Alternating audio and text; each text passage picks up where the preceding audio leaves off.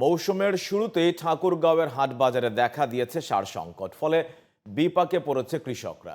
চাহিদার তুলনায় সার সরবরাহ কম থাকায় কিছুটা সংকটে পড়েছে বলে স্বীকার করলেন ডিলাররা। তবে জেলা প্রশাসক বলছেন এই অভিযোগ ভিত্তিহীন, পর্যাপ্ত সার মজুদ রয়েছে।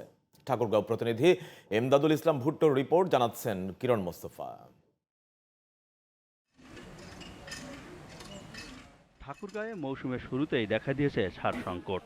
বস্তা প্রতি 500 থেকে 1000 টাকা বেশি দিয়েও চাহিদা মতো সার পাচ্ছেন না কৃষকরা। সরবরাহ না থাকার অজুহাতে কৃষকদের ফিরিয়ে দিচ্ছেন ডিলাররা। ফলে কৃষকদের মাঝে দেখা দিয়েছে হতাশা ও ক্ষোভ। সার লাগে আমাদের 5 বস্তা, সার হচ্ছে 1 বস্তা। কিভাবে কৃষি হবে? কৃষি করা কিভাবে সম্ভব? বেশি আগে থেকে বেশি লাইন ধরে সার নেবেন, তাও পাওয়া যায় না।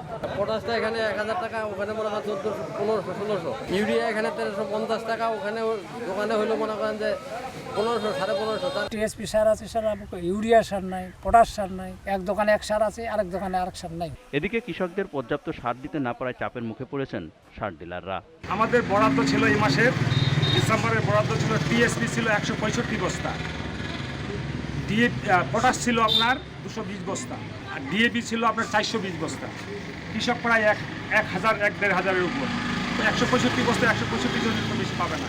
যদি বরাদ্দটা বাড়ায় দেওয়া হয়, যেমন আমরা ইউরিয়ার বরাদ্দটা পাচ্ছি, এরকম যদি আমরা টিএসপি এমওপি বরাদ্দটা পাই, তাহলে কৃষকের কোনো চাহিদা থাকবে না। পর্যাপ্ত সার মজুদ রয়েছে জানিয়ে জেলা প্রশাসক বলেন, কৃষকদের কাছে সার পৌঁছে দিতে সব ধরনের পদক্ষেপ নেওয়া হয়েছে।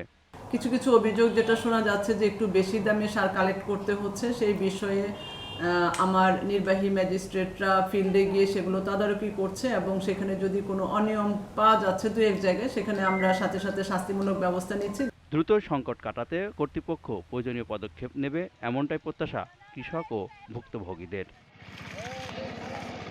কিরণ মোস্তফা, জিটিভি নিউজ।